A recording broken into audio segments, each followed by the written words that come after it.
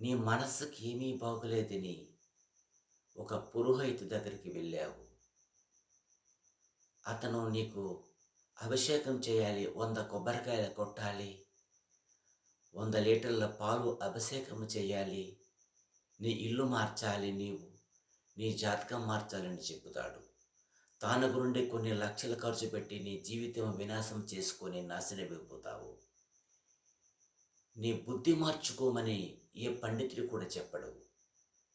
నీ పేరు మార్చు, నీ జాతకం మార్చు, నీ ఇల్లు మార్చు, నీ వాస్తు మార్చు. నీ బుద్ధి మార్చుకుంటే నువ్వు తప్పకుండా ఆ పరమాత్ముడి దగ్గరికి చేరగలవు అని ఏ పండితుడు కూడా చెప్పడు. అందుకోసమే మన మనసు మార్చుకోవాలి. మన బుద్ధి మార్చుకోవాలి. మన ఆలోచన విధానం మార్చుకోవాలి. పరమాత్ముడు తప్పకుండా మనల్ని దర్శించడానికి ఎదురు చూస్తుంటాడు. God bless you. ఓం నమో నారాయణ వాసుదేవాయ. కృష్ణ పరమాత్మ భక్తులమే మనందరం.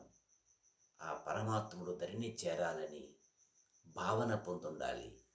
ప్రతి ఫలము కూడా నీకు దొరుకుతుంది. శ్రీ వెంకటేశ్వరాయ.